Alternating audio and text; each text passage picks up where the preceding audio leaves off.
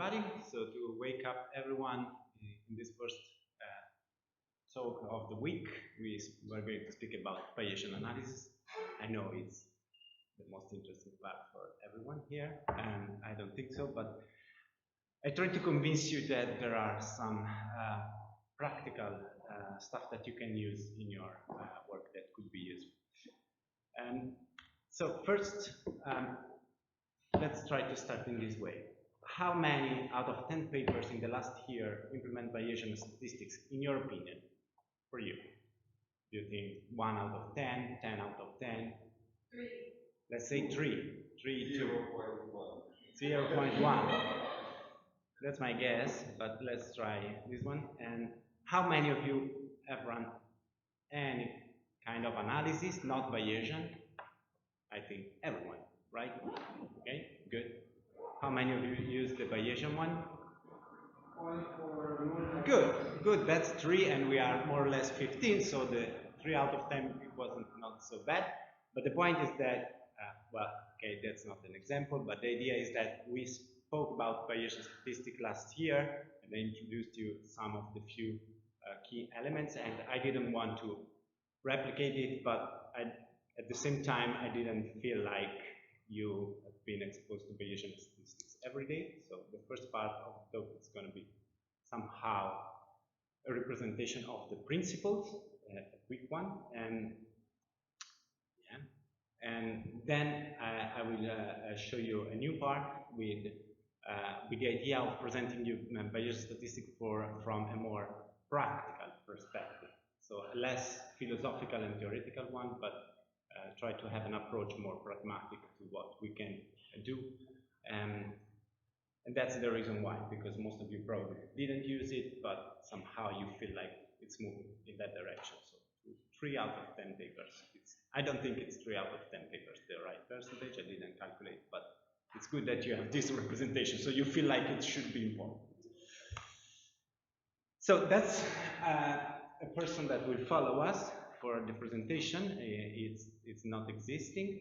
It's a generated picture when we write this prompt: a pragmatic scientist reflecting on philosophical problems. Okay, that's the vision that the artificial intelligence have of this. And I feel like I want to introduce you this Bayesian perspective. It's a philosophical problem from a certain point of view, but I wish to present you from a pragmatic perspective, so we have to embody this pragmatic scientist, and we have to be him, basically. So that's what we're going to do, just a review of the principle, and then why we should trust the bias factor, which is the, I think, most practical instruments in the Bayesian statistics. It's not the only one, it's not the best probably, but it's certainly the easiest one to use in a pragmatic way. And finally, I wanted to, and most of part of the largest part of my talk will be about the bias factor design analysis, which is a sort of parallel of the power analysis for the frequentist work. So with the idea that it shouldn't be, if we take the Bayesian statistics from a super orthodoxical perspective, but we can have a pragmatic approach where we do mistake in taking our decisions, and in that case we need to estimate somehow where we can reach evidence with which sample. So that's the idea of using bias factor design analysis. So the path is going to be to basically design a Bayesian experiment with reasonable numbers and reasonable expectation. And I also want to advertise the summer school that in this case we are going to do this summer. Last summer we didn't, and so we are going to have the 3rd edition. It's going to be likely the first week of June, and it's going to be entirely on Bayesian statistics and tools to calculate it. We already have the Richard Morey confirmed to be there, so it's going to be a good name for us. And we are speaking with Angelica Stefan, who is the one that developed, together with Sean, the bias factor design analysis package. And so it's going to be interesting, in my opinion. We don't have fixed dates already, so check it out on the website if you are interested, or write me, but it's going to be happening this June. This time it's true, let's say. Okay, so restart with the principles, but from a more pragmatic perspective. Why I'm saying this? But because I'm trying to avoid these philosophical differences, but we have to mention at least. So first, the first difference is about the probability, how the two models, the frequentist model and the Bayesian model, see probability. The frequentist model say that probability of an event is defined as the relative frequency that it assumes on a large number of tests or performed under the same conditions. So you test many times the same conditions, and the relative frequency is your probability. It's more objective from a certain point of view, the definition, but at the same time, it's less realistic, because we never be able, except under simulation, to replicate exactly the same situation and conditions. On the other hand, the Bayesianism, let's say, like it's a religion, would say that probability is subjective. So it's not a property of the object, but it's what you believe that something is going to happen, based on the knowledge that you have and the information that you can get about it. This can be seen from another perspective. So frequentists say that parameters are fixed, exist in the population, and what change are the data because of sampling procedures. So exist, and the parameter exists. There is a true parameter, and the problem is that you can how you can capture it. On the other hand, Bayesianists say that parameters doesn't exist, they're not fixed. What you have fixed are the information that you can have, so you always assume to have all the information that you can get, and based on that you have distributed parameters with properties that are distributed. So there is no true parameters, but we will see that from a pragmatic perspective this can be surpassed and say, okay, but there is something that I want to find out if it's true or not.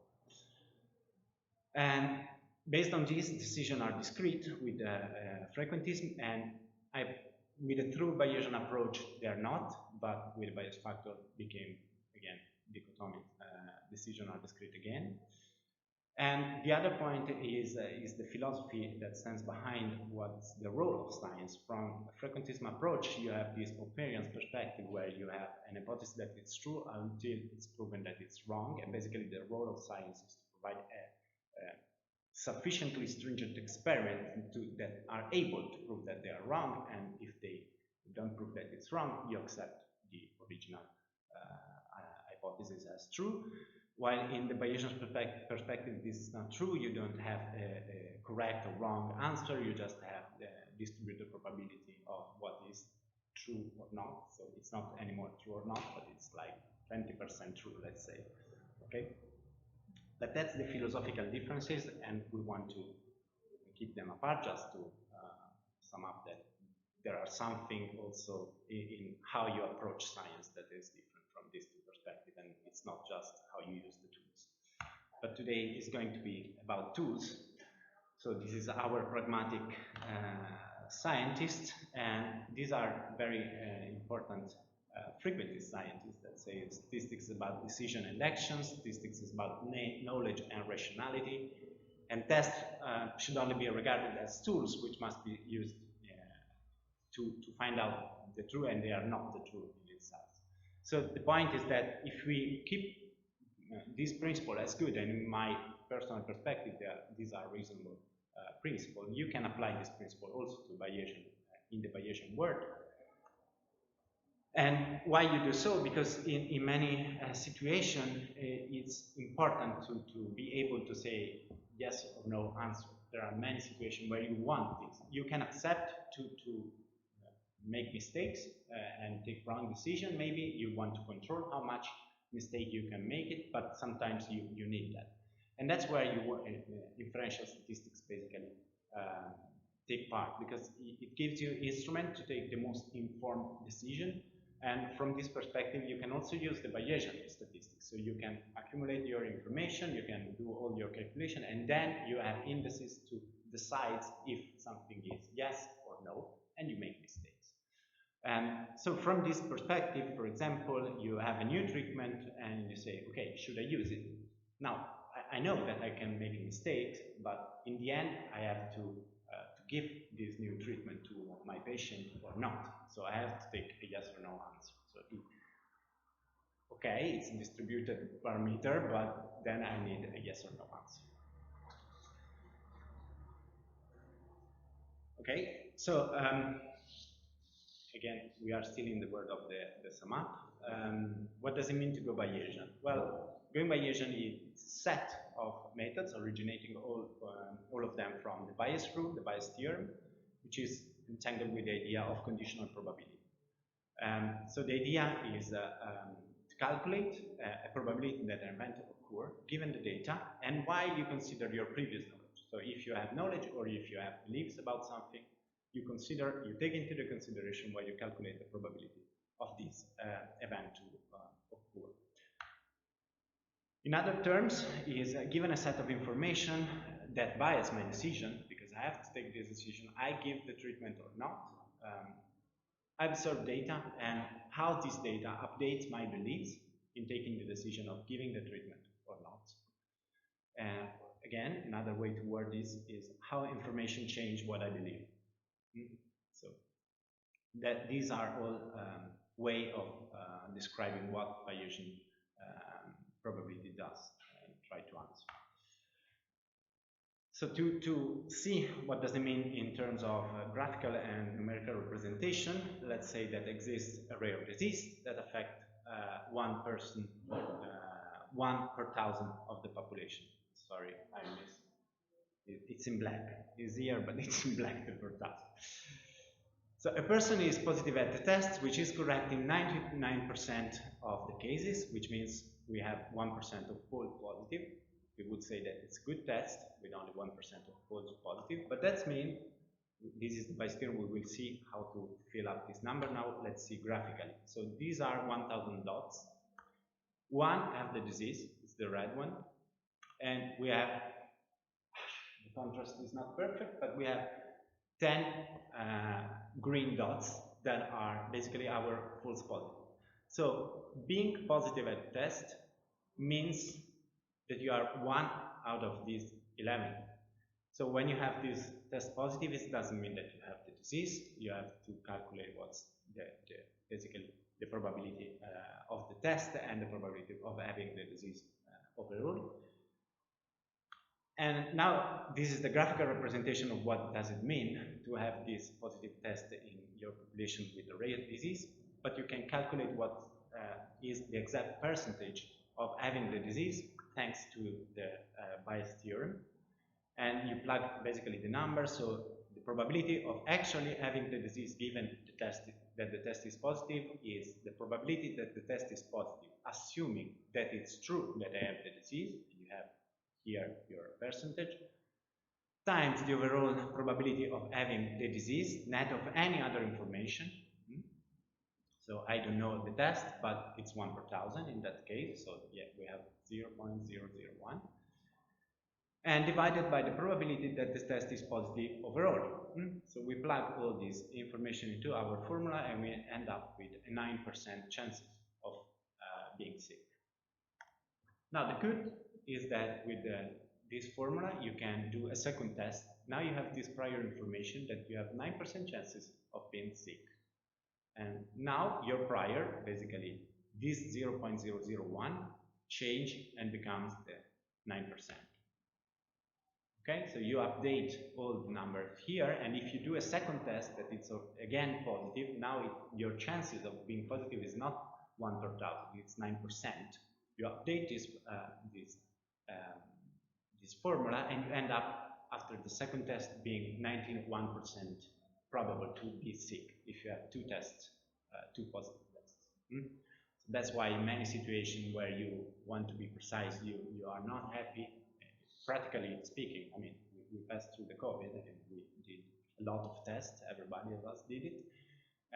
So that's why people want often two tests positive, because it changed a lot the reliability of the results just doing two tests instead of only one. And the test is the same, it still gets it correct 99% of the time.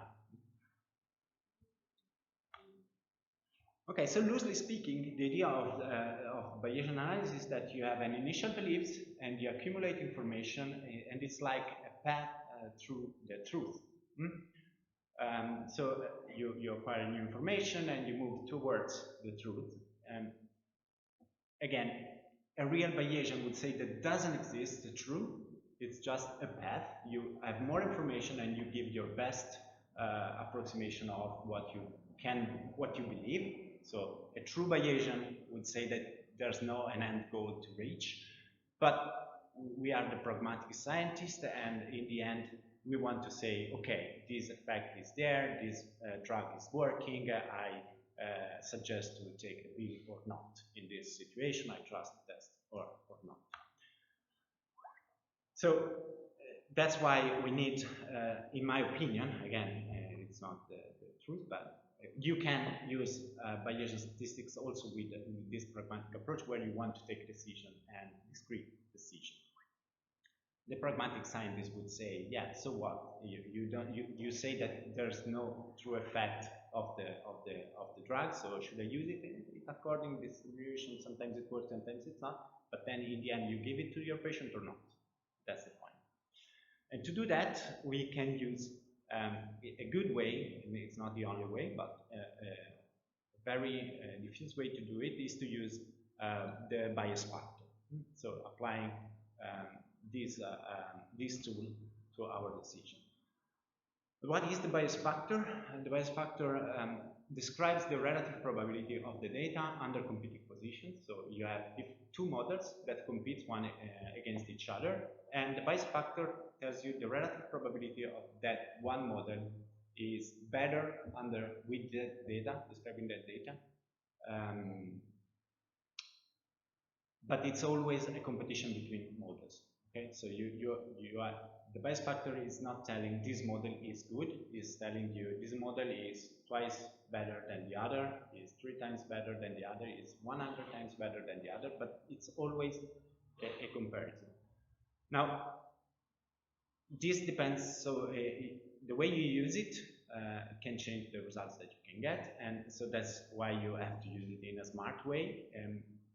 The easiest example is to use in a situation where you have, for example, t-test, because it's easier to explain. So you always have two models also in the t-test, the null and the alternative. And instead of saying, okay, I test the null has a probability, a p-value below 0.05, so I can say that the alternative hypothesis is good. Here in this case, you are directly comparing the two and say, okay, how much evidence I have favoring one or the other model. I wish to keep it more descriptive at this stage. So the idea is that the bias factor is telling you how much the information that you are getting, so the evidence, the data, are shifting your decision from your prior according to one model or the other. So in other way, it's telling you, given the prior that I have, which model is better for my data. That's what the bias factors say. So bias factor is more about the data than all the other stuff in the Bayesian world, but it's not independent from the prior. It depends on the prior. It takes into account for the calculation because it's data, but in a context of the probability model, basically. That's the bias factor. Now, a short skip back to the philosophical part. This is the way we operationalized basically the principle of being rational and used the information that you have. So you transform your beliefs in distribution that you can use as priors, and because you are a rational thinker and we are taking decision as a rational thinker, okay, you have beliefs that you integrate in a mathematical way with your information, and you end up with an indices that you have to interpret. Now, we can think of the bias factor somehow using horse race. So this is Palio of Siena, and the prior basically is this situation. You have all the horses at the starting line, and you have no clues except that you believe that black horses are faster than white ones. So you say, good, I bet on this one. But you don't have real evidence, or maybe you won't bet all your money. And the bias factor is somehow a way to say, okay, how much evidence you need to say, okay, that horse is going to win. So after a couple of laps, maybe you have this situation. So we acquired information for 2 laps now, 2 lapses. And now maybe we can say, okay, this horse 1 is not going to win because it's too far away from the head of the race. And so we can see this as a quantification. The difference, okay, between these 2 horses is too high to say, okay, the 5th one is going to win the race. But maybe the difference between the first and the second one, that in the bias factor is expressed as a ratio, but the idea is that the distance between the 2, it's not that much to say, oh, the red one is going to win. They are too close to say this hypothesis is too better than the other. So how we do that, practically speaking? Well, there are standards now. It's not true that there are no standards anymore in the Bayesian statistics. The point is that as soon as you fix some thresholds, you may have the same problems that the p-value had with the thresholding at 0.05. But the point is that, okay, we have standards and you can rely on that, and there are reasons to do that, and I'll show you why these are quite good. So the most frequent used standards are the one that was proposed by Jeffries in the 60s, and basically they say that as soon as you have 3 times more evidence in favor of one hypothesis, so the bias factor is 3 or bigger than 3 or smaller than 1/3, you can start guessing that you have evidence favoring that hypothesis. Of course, they are not as strong as you can have with 100 times more evidence. But this scale is helpful, and between 0.33 and 3, it wouldn't be accepted by any reviewer as evidence favoring one hypothesis. Although, of course, if you have a bias factor of 2, it's like this situation. So the horse is in advantage. If you have a gun at your head, you would bet on that one because it's the one that is ahead of the race. But we don't work in that situation, and so we say, okay, it's not enough evidence. And with an evidence of 10, we are more strongly convinced by our data, so we start saying, okay, that's something that I can bet on it, and of course, a larger bias factor are more sure in taking the decisions. But with a bias factor of 3, we can start writing a paper to say, loosely speaking, okay? And below 3, no, don't do it. Now, this is true, of course, this is done with, it's not dependent on the prior scale, how much evidence you need to discuss it, but speaking of standards, we also have standards for the priors that have been tested extensively to see how it changed, changing the prior, and for the bias factor, the most used one is using a Cauchy distribution with an R scale of 0.77, which is the R squared, I don't know how to say it in English, but radice quadrata, R squared. Okay, the root square root of 2. Okay.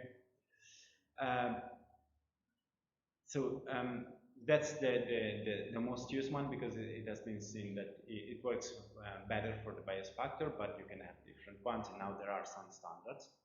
The best is, of course, if you can use your own prior and justify it, but if you have no clues or you don't want to use a subjective prior, there are standards that are accepted and for good reasons.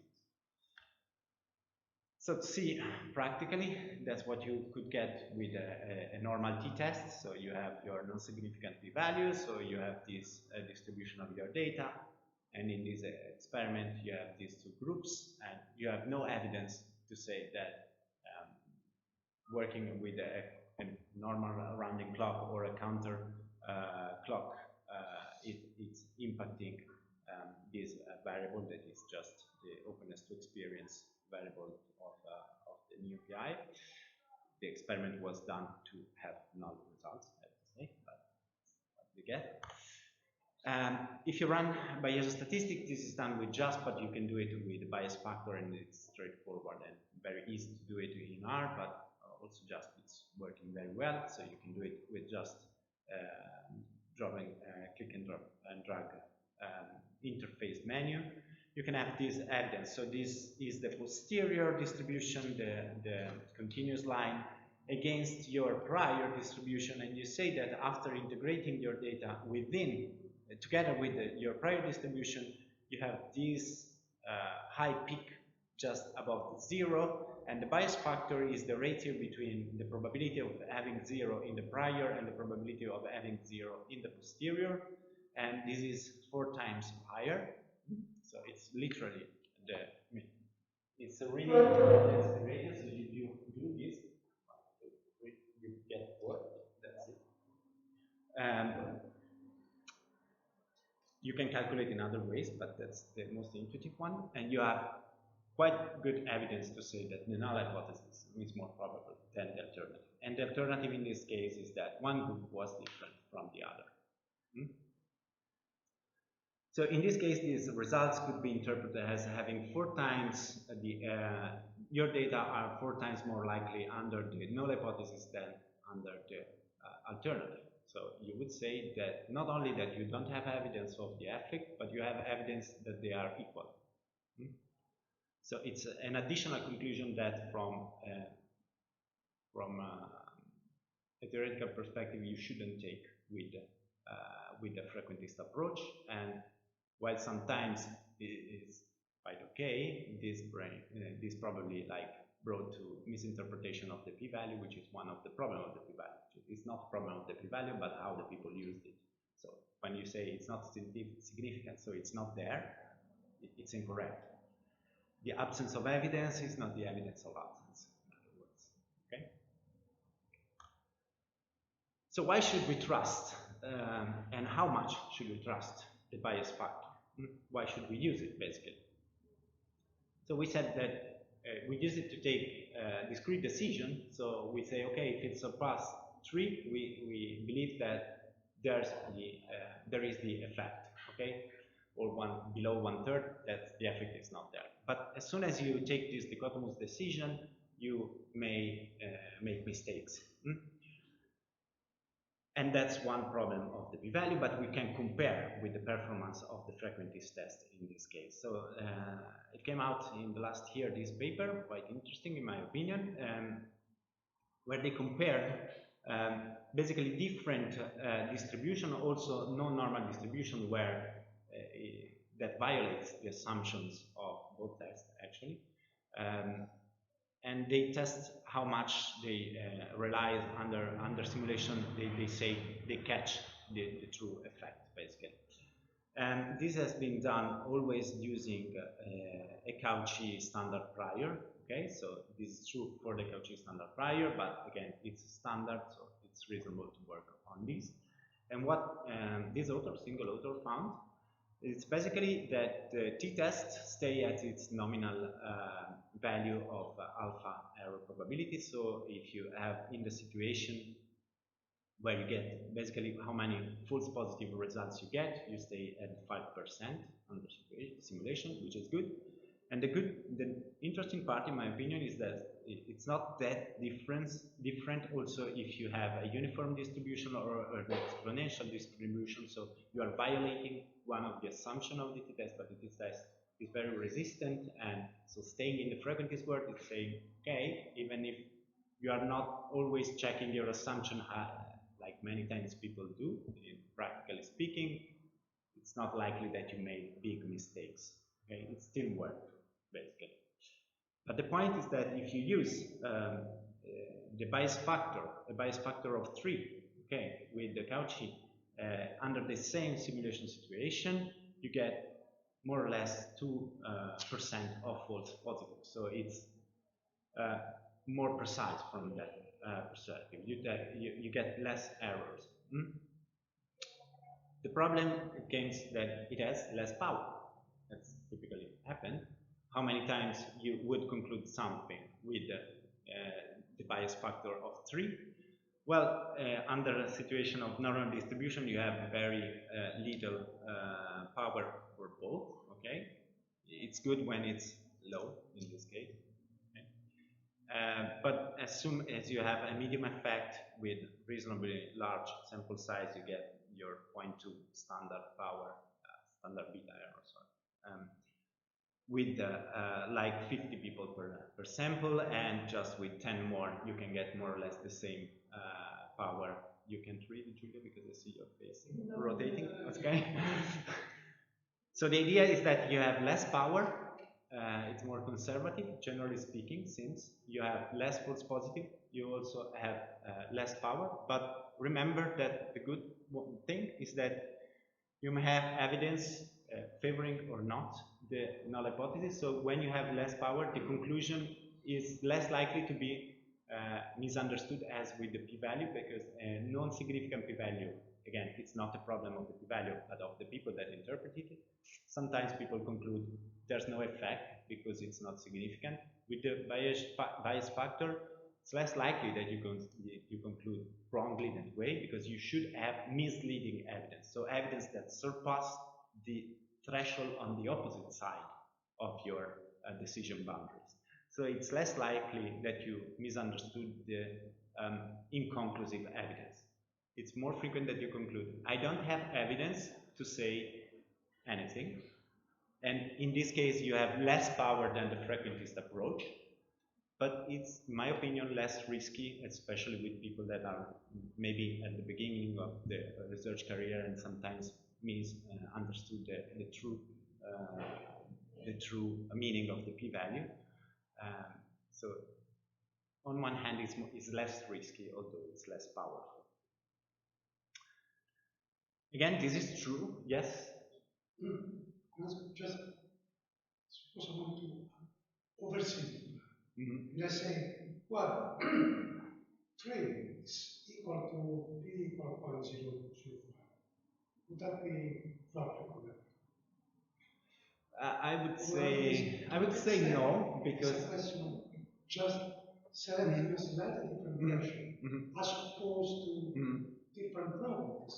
Yeah, that's a very good point. I don't think that a bias factor of 3 is B05 because you have less false positive and less power, so I think it's something less than B05, but you can probably tune somehow a bias factor that is more or less more close to the equivalent value of the P05, so you have the same power with the same false positive. So I think you can have this one, and maybe it's something like 2.5, just roughly estimating it.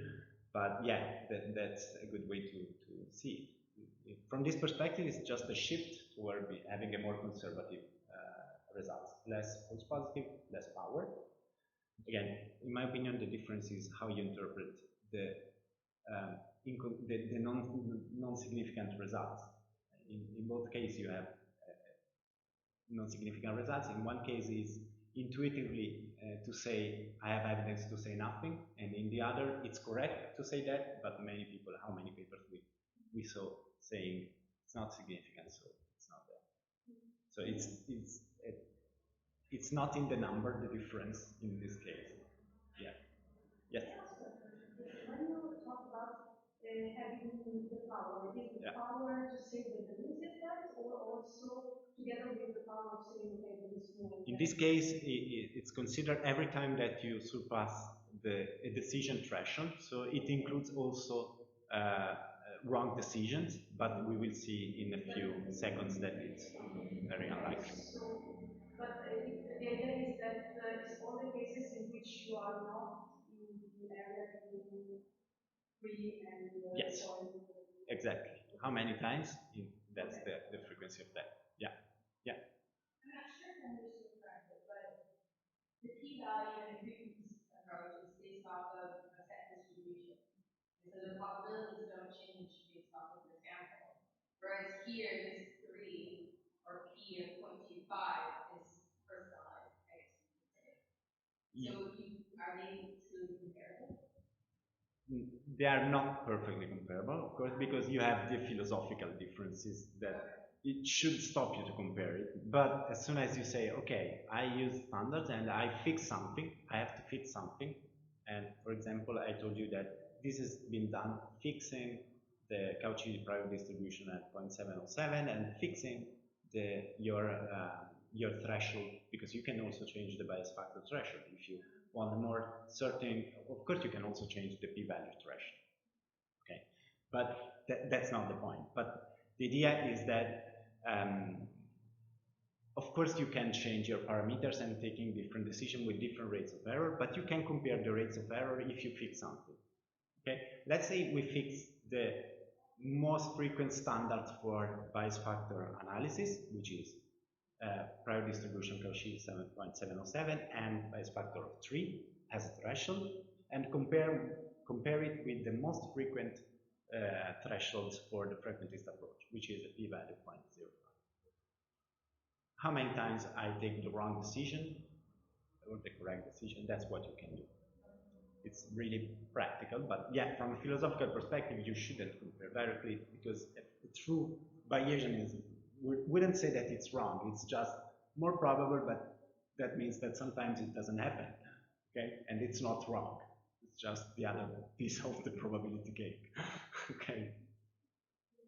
So, am I correct that you can say that the two powers that you're comparing are not the same? Because in one case, it's the power of showing that my hypothesis is true, is true. The other case is both this and also something else.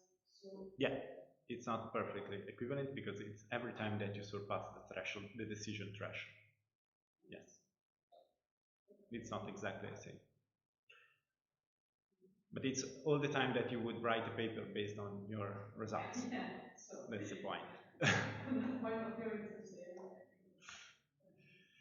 Yeah, and that's a closer point about this is, again, in line with what Rene was saying. This is true, this worked for your prior there, if it's fixed there, but you can have different prior for good reasons, and in my opinion, the best approach to that is not saying, oh yeah, but if it's subjective, it doesn't matter at all.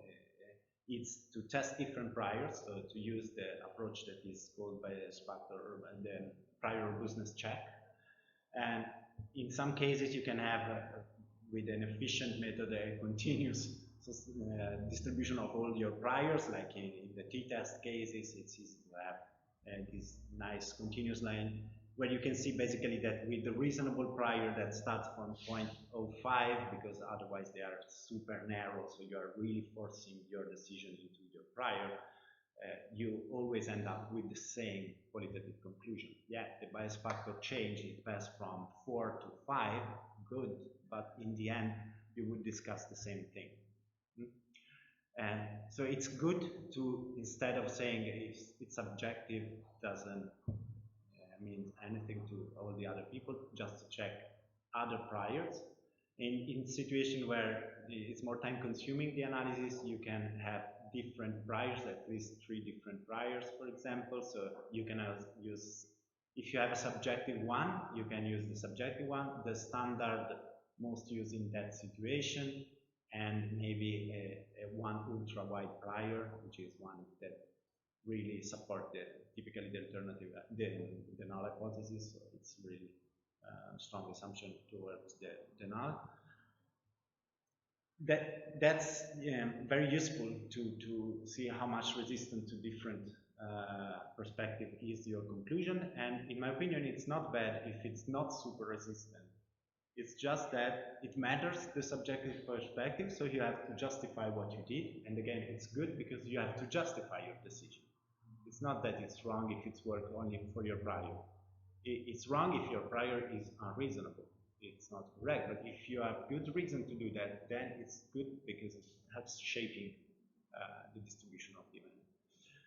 So, in my opinion, it brings awareness in what you are doing instead of using it as as a ritual, let's say. So in this perspective, it's also useful to reason on what you are doing with your data, even if you don't really believe in the philosophical part of the Bayesian perspective.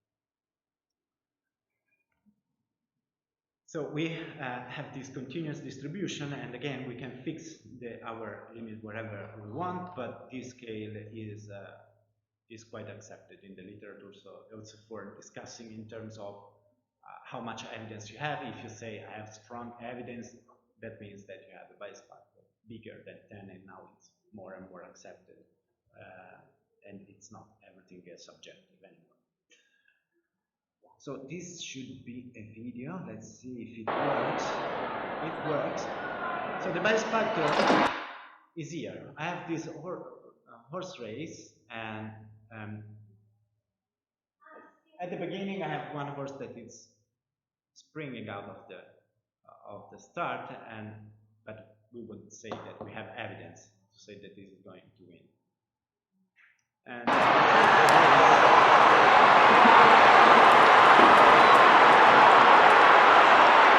imagine this has the data that we are accumulating.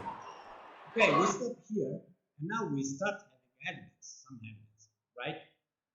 So we started with like 15 horses, and now we can consider maybe only these 4 for the race, right? But is this enough evidence? I don't know.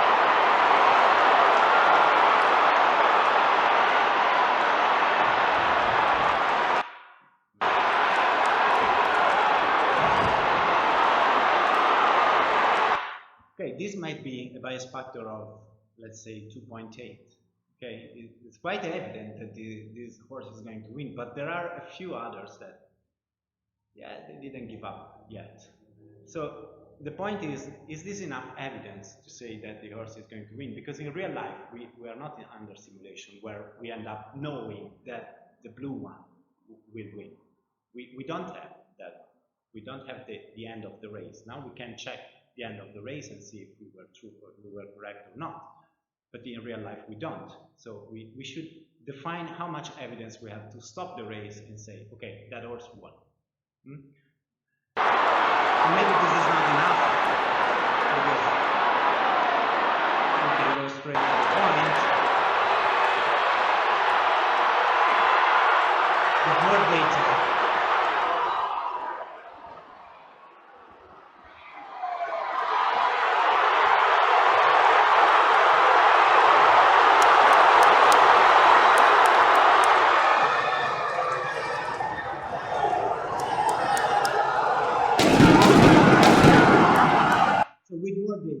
with more evidence, we would say, okay, we would have taken a wrong decision, stopping the race after 1 lap and saying the blue is going to win. Okay, in real life, we don't have the end of the race, so we don't know when we stop it. So how can we deal with that problem? And okay.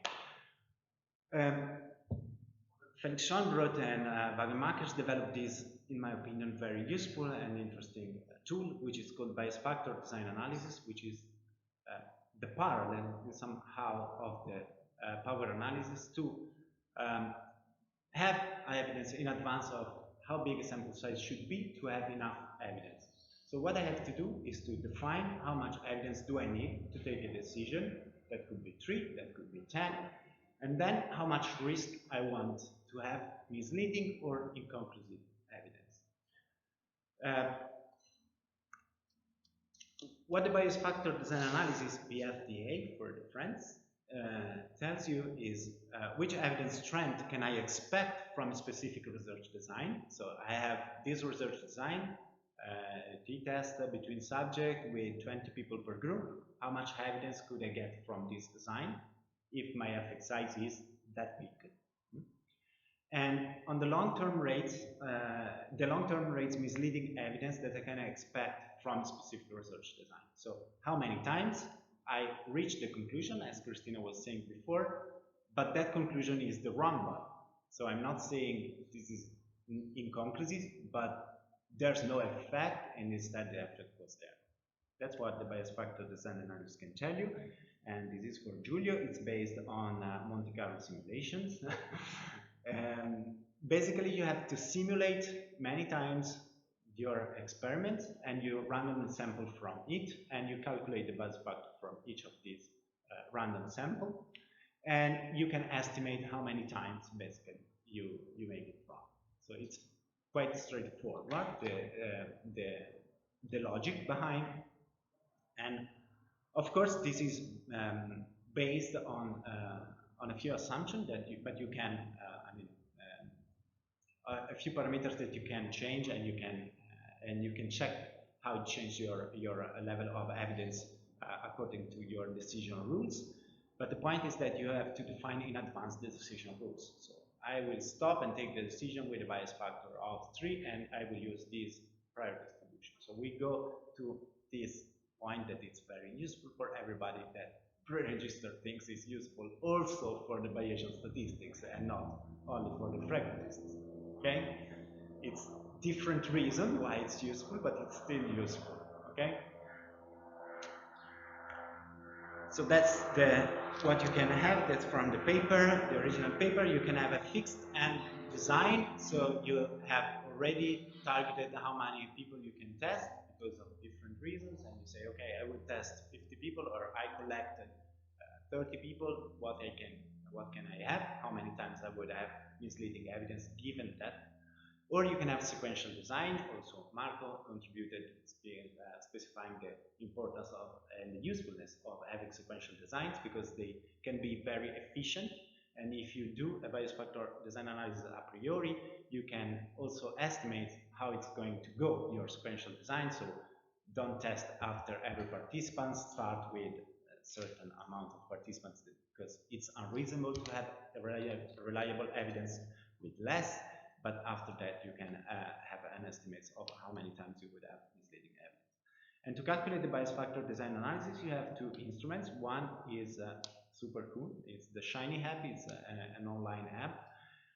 It's super cool, but it works only if you have directional hypothesis for a between subject t-test.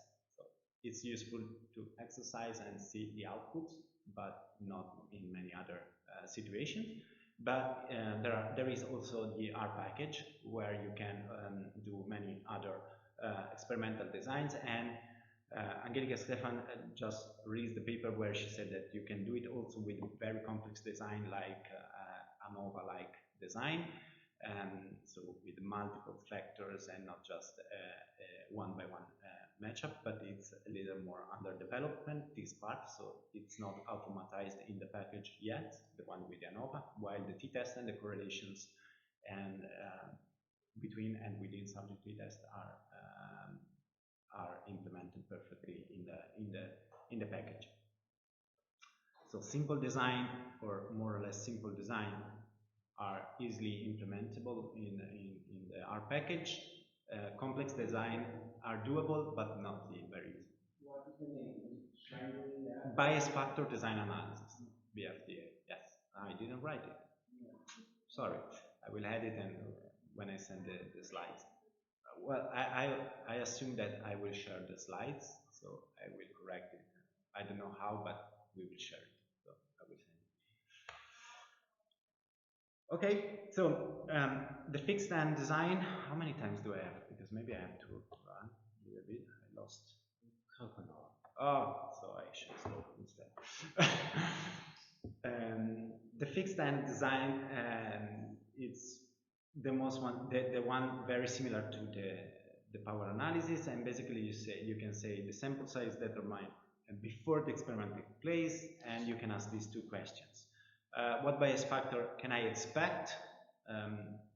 Which is, it's not a sensitivity power analysis, because it's not on the effect size. You fix the effect size in this analysis always, but it tells you how much evidence you would get. So it can be seen as a variant of the sensitivity, but you can also switch the question to what sample size do I need to obtain true positive or true negative evidence with a certain probability, and in this case is very likely the a priori power.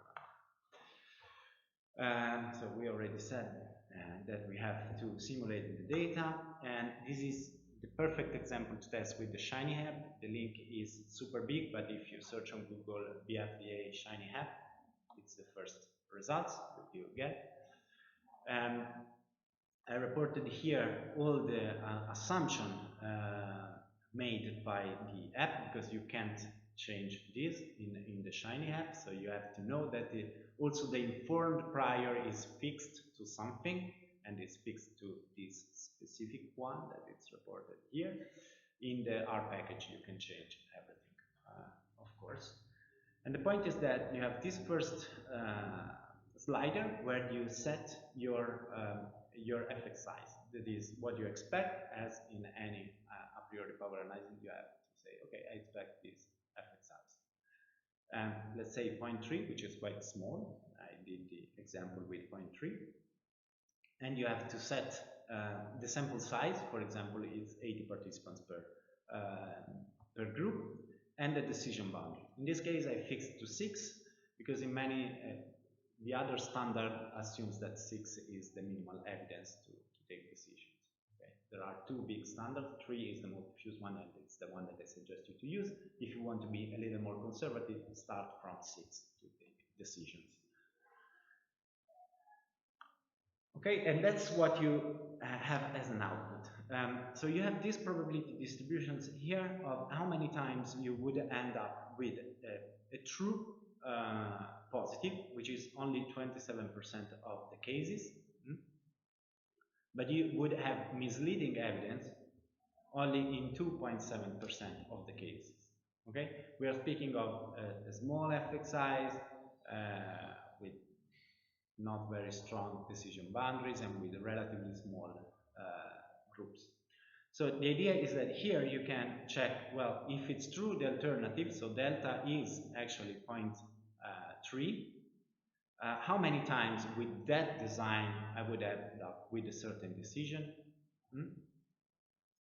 And here you have represented with the default prior in this line in the first row, and with the and you have the informed prior, but again in this case is fixed and for prior, so I just plotted for showing you. Usually it's not useful, you only want one of the two, but it's okay if you ask for both. And in this right part you have when the null hypothesis is true, so how many false positive you get, so the alpha error basically. And in this case, it's 0.7%, so less than 1% of false positive, which means that it's very reliable, this design, if you don't want to risk a decision that is a false positive. So if you care of, okay, maybe I don't get the evidence, but that's what I can get, how much wrong false evidence would I get? Not so much, it's quite reliable. So again, it brings awareness in what you're doing. It doesn't mean that this is a good design. I wouldn't suggest to run an experiment from zero with this evidence, because I mean, you should be very lucky to find an evidence that could be discussed in the paper. At the same time, you would be very sure that if you don't get it, I mean, maybe you don't get it, but you are not getting the wrong one. That's the idea, but not if the true evidence is there, because you have 2.7%. Again, 2.7% is less than the 5% of the typical alpha. So it's not very good, but we can compare with the normal, let's say, power analysis, and to compare it, I think I reasoned about this because every time I struggle with it, but how many times we would have a true evidence? In the case we have it, so it's this one, basically, graph, and we have a 27% with this case, with the bias factor design, with the Bayesian analysis, and the equivalent is with 80 people, so it's here, it would be 38%. So it would be a bad design also with frequencies and with very little power. So it's different, it's not that huge, the difference in getting the true positive when you have it. So the second part of this fixed n is asking, okay, so this is not good, how many people should I have? So you have these other two sliders in the app, but this is helpful for what you can get from the R package, you will see it. And you can fix the probability of getting the true positive, which is 0.8 in this case, as the usual parameter that we set in our power analysis, and you also have to adjust the decision boundary, and I kept to 6.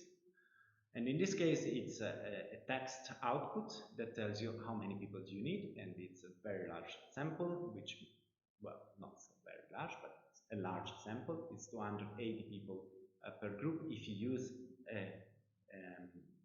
a default prior, it's 220 if you use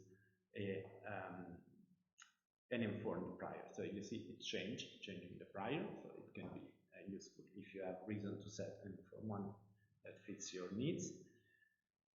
If you want to have evidence for H0 is even bigger, the needed sample size. So if you basically you set 80% chances of finding a true negative, okay, it's 460 participants per group.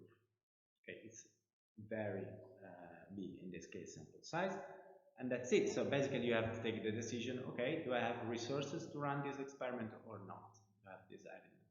Keeping in mind that you have an additional information that is how much risk you have here and here. So you have something more than the typical power analysis because you have two decision boundaries, so it's not exactly equivalent, but again, you have to take your decision being aware of what you can conclude. The sequential design, in my opinion, is more useful, especially a priori. Sometimes, at least in my experience, people come to you and say, I have this bunch of data, what can I do? And the fixed n design helps you to say, okay, this is enough, let's continue and work on this, or okay, you can do anything, go away. The sequential design instead is good to design efficient experiments where you have a starting point.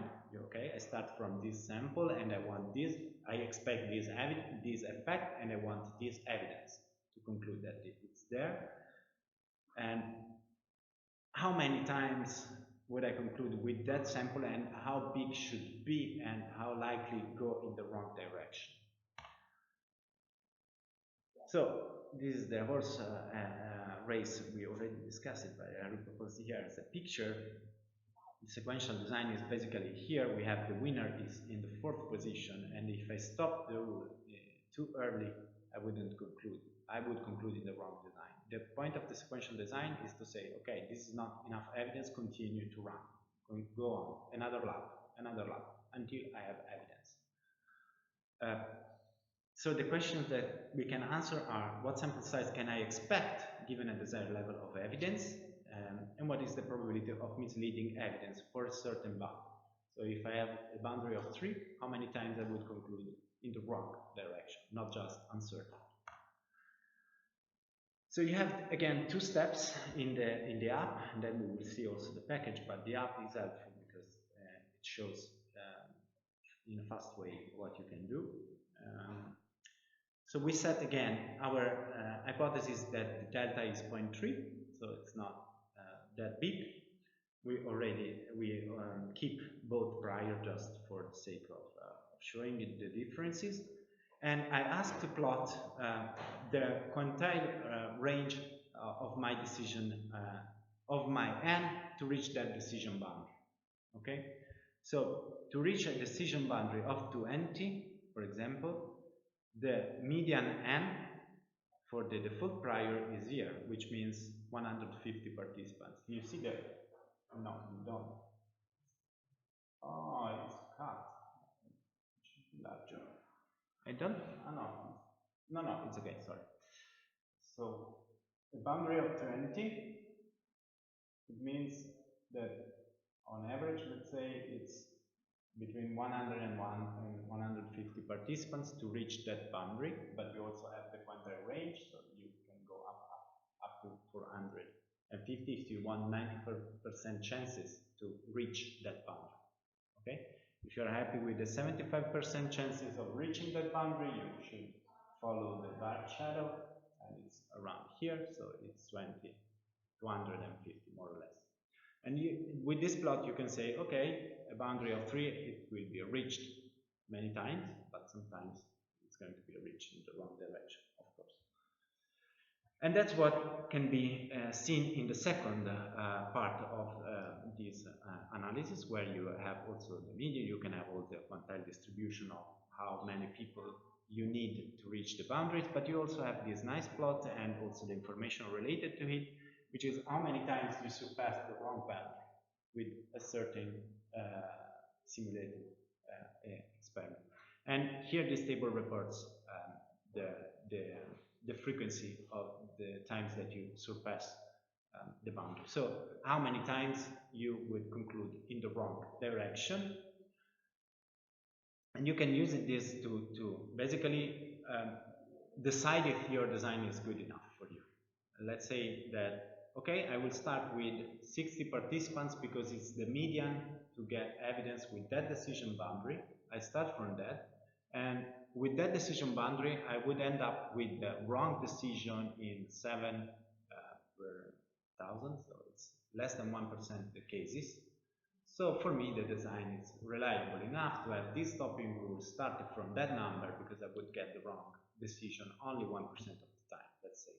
It's not just one, because you have 2 types of errors, so you have to sum the 2, but just to make it simple, that's the reasoning that you have to do using the sequential bias factor design analysis. I start from this point with my design, my level of evidence, with my effect size, how many times would I get the wrong decision? Why you don't care about the uncertain decision? Because you continue sampling until you reach the evidence. So you are not anymore worried by the uncertain evidence, because you will never stop with the uncertain evidence. You stop only if you surpass the threshold, and the threshold could be correct or wrong. And so that's what you have to do. And in this case, you can also have very efficient designs, and also keeping in mind how reliable they are. So again, the app, I suggest you to start from the app, because it makes evident what you are doing and what you can get, but it's blocked to that very simple experiment, and that's not very useful. So here is the package. Sorry, I put in the slide package just a few slides ahead. It's still on GitHub, because it's easier to maintain on GitHub, but it's okay. That's what you have to define. Basically, you have to simulate your experiments, and that's the time-consuming part, because it can take quite long to simulate like this kind of 10,000 of data, of experiments. Time-consuming means 10,000 can take, for example, I did this, but it's on my laptop, the saved part not here, so I can't show you the R now, but the point is that it took like half an hour per sample. You have to simulate the null and the alternative and your expected effect size. So you want to do it with 10,000 simulation only when you are quite sure of what you want to do, because it can take time. So try to work on it before scaling up the B parameter. Like with 10, you try all your stuff that you want to try, and when you are happy with your design, you say, okay, now simulate 10,000, and you do it. So first you have to do this, not very simple, but it's very well described in the paper formula, that it's bfda.sim, and you have to define the expected effect size, expected ES. You do it for the alternative, so I put 0.3 as we did in the app, but you have also to do it for the null, so with 0.0. I mean, for the null, if you want to compare the null, you always compare two models. If you want to compare an effect size of 0.3 with an effect size of 0.5, you can do it.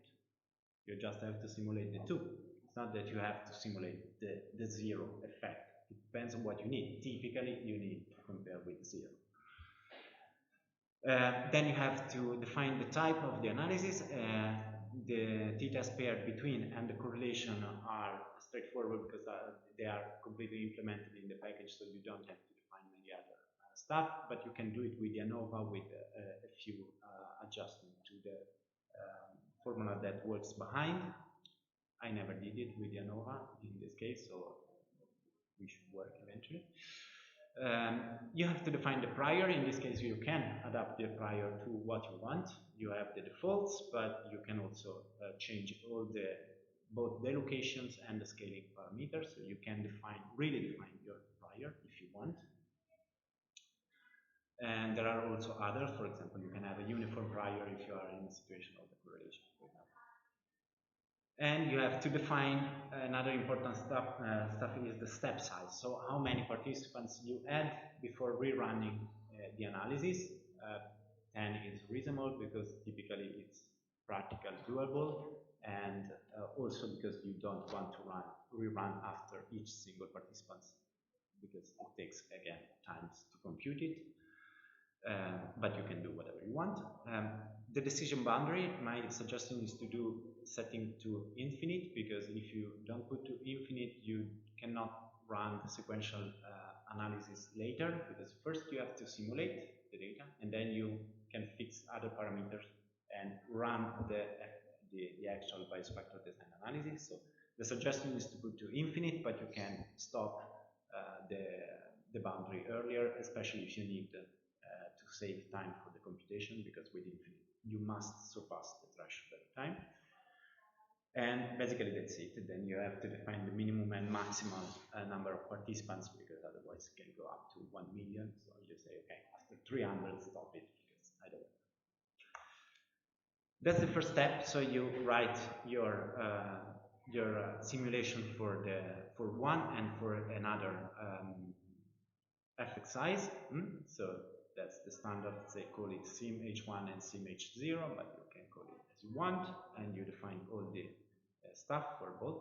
And keep in mind you can change the prior, all the other stuff, but it's better if you keep it exactly for the same for the two simulation situation. Of course, if you want to directly compare, but technically speaking, you can change the prior of the alternative hypothesis and the other one, because also you can compare the two hypotheses only changing the prior and not changing the effect size, for example.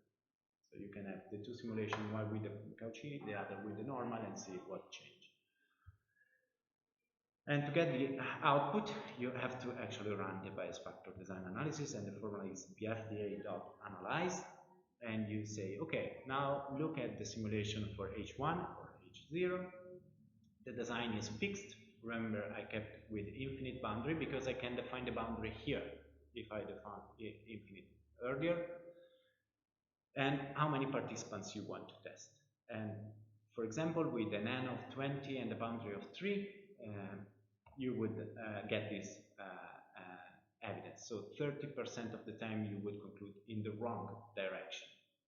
Okay, so it's very bad design. Yeah. I have a question regarding the fact that you look at your data in your forms. So for instance, in different analysis, correct I wonder if here there is any No. You don't need to correct the p-value, because it's based, well, in this case it's based on the philosophical principle that you always have as much evidence that you can get from the data, and you are updating the output according to the new data that is incoming. But yeah, you don't have to correct your level of evidence. That's another, well, it's not an advantage, it's a feature, because it doesn't mean that you can get I mean, we saw that you may need twice the sample to reach enough evidence to conclude. So it's not a way to say that you save evidence. But yeah, you don't have to correct. That's why I wouldn't say that, because you start from a less powerful situation. So it's different. I wouldn't say that it's more powerful. Probably many times it's not. I mean, it's more conservative, we saw from the previous slides. So I wouldn't say that by default it's more powerful. Let's say that increasing the sample, it doesn't alter your relation between alpha and power, which happens with correcting the alpha level, because it reduces the power basically. You decide that before how many evidence you need, and that's it. So I wouldn't say that it's more powerful by default, but it's a different way to they don't care the fact that you have to increase their sample. Yeah. Okay, so you can have this text output with it, but you can also have the plot just with using these strings where you define the two hypotheses to pair. And here you see that we have put the same parameter as here. Boundary is 3.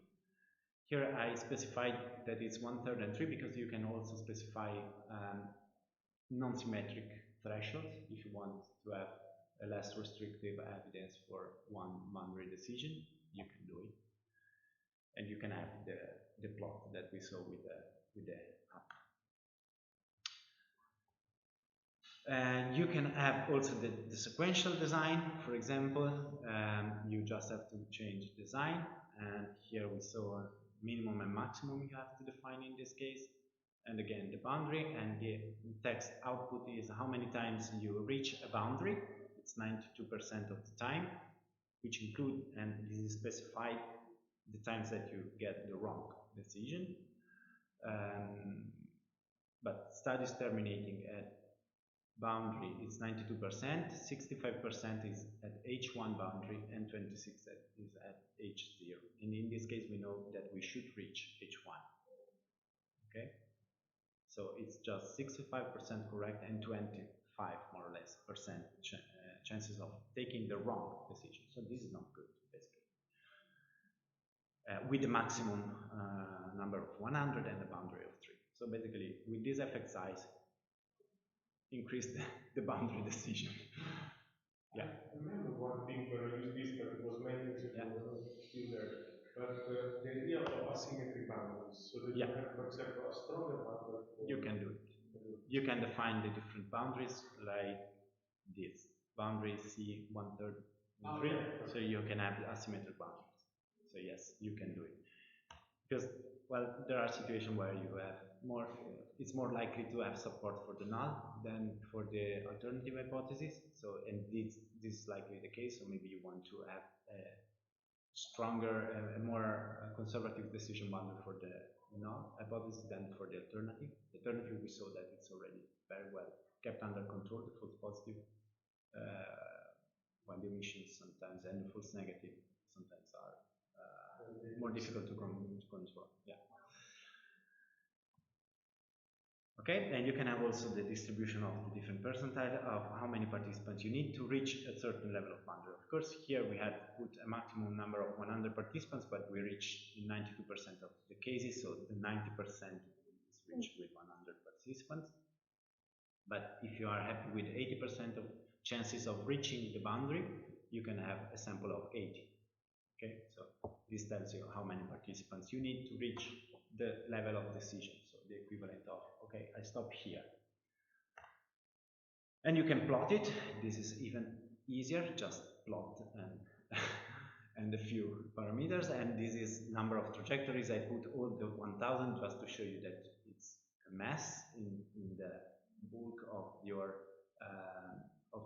simulated data, because most of the time it's reached with median, 50% of the time it's reached with the median sample, which was likely 50 participants. So we have 50% of our 1000 simulation that stops here, and you don't see the trajectory. So maybe you want to plot less just to see how it goes, but it's just plotting, so it's just for seeing how it goes. And you see that only because sometimes you say, okay, I can have up to 300 participants, but only once in 1000 simulation. So I don't need to go up that scale. And so it's graphical representation of where stops, your simulation stops. It can be useful. It's also nice. Yeah. We used to also to decide what is the minimum size of the sample. Like Yeah. see this, and I can. With 10 participants, most of the time you get the results. Sorry? With 10 participants, you would have evidence in this class. But if you have more than 90, then more than 100, probably the evidence is clear. Otherwise, You have this information much better described in numbers here, because you have the quantile distribution of how many participants are needed to reach a decision, and how many times you reach a decision, and which kind of evidence you have. Yeah, so. But you have to see also that if you have low numbers, you often get the wrong decision. So. I never thought about it. It's possible. I don't know if it's the case of this specific simulation, this specific example, or it's repeated that with less participants it's more likely that you get the wrong decision. I mean, theoretically it's reasonable, but the point is that it depends on where you stop taking the decision. If you increase the boundary, maybe you never stop there, even for all these participants. But yeah, it could be read in this way. I never thought about it. I like the idea that it really lets you see when it stops to make random decisions. Yeah, that's the point of the sequential analysis. See how many times you would get the wrong decision. Up to a certain point, you start seeing that maybe two times you would still get the wrong decision, but it's reasonable to stop the sampling at that point. That's exactly why it's useful, these types of design analysis. Yes? That's a puzzling one, because if it was true that you are more likely to make a wrong decision when you stop at pure acknowledgement size, then it would imply that the same Bayes factor has a different meaning regarding the evidence if it's computed on a large sample or a small sample. I think this is false. I also think it's false.